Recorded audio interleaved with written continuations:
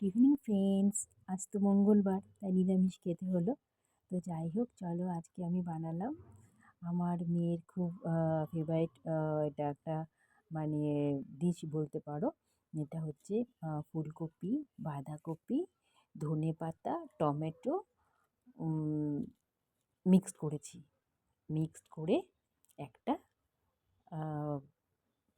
মানে যেটাকে বলে কপির কোপ্তা আর কি, সেটা বানিয়ে আমি একটু রসালো মতো করেছি। তো যাই হোক, মাইক্রোওয়েভে প্রথমে ফুলকপিটাকে একটু ভাপিয়ে নিয়েছি 3 মিনিট একটু দিয়ে গরম জলে নুন দিয়ে। তারপর দেখো বাঁধাকপিটাকেও আমি গ্রেট করে নিয়েছি, তারপর ফুলকপিটাকে গ্রেট করে নিয়েছি, টমেটো দিয়েছি, ধনেপাতা দিয়েছি, তার মধ্যে চালের গুঁড়ো, বেসন, ময়দা, কাঁচা লঙ্কা সব দিয়ে মেখে আমার এরকম একটা মানে বড়া করার মতো একটা স্ট্রাকচার বানিয়েছি আর কি। যাই হোক, তারপর দেখো আমি বড়াগুলোকে কোপ্তার আকারে দিয়ে গোল গোল করে ভাজছি তেলের মধ্যে। দেখতেই পাচ্ছ তোমরা কীরকম মানে গোল গোল শেপ দিয়ে তারপরে ভাজছি আমি এগুলোকে। খুব ভালো লাগে খেতে, জানো তো, শীতকালে এগুলো তুমি ডালের সাথেও খেতে পারো, তোমরা এগুলো ডালের সাথেও খেতে পারো, সেটাও ভালো লাগবে খেতে ডালের সাথে।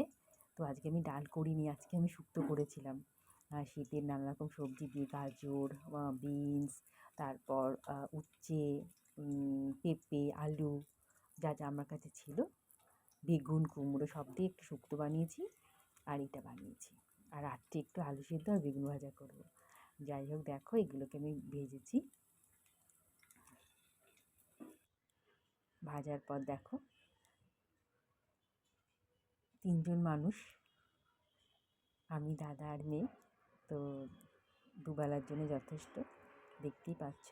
তারপর আমি মশলা করেছিলাম, সেই মশলা তোমার ভাজা বাদাম, তারপর ভাজা বাদাম, ধনে, জিরে, গরম মশলা, কাঁচা লঙ্কা দিয়ে পেস্ট করেছিলাম, সেইটাই আমি তেলের মধ্যে দিয়ে দিয়েছি। দেখো মশলা আমার কষানো হয়ে গেছে।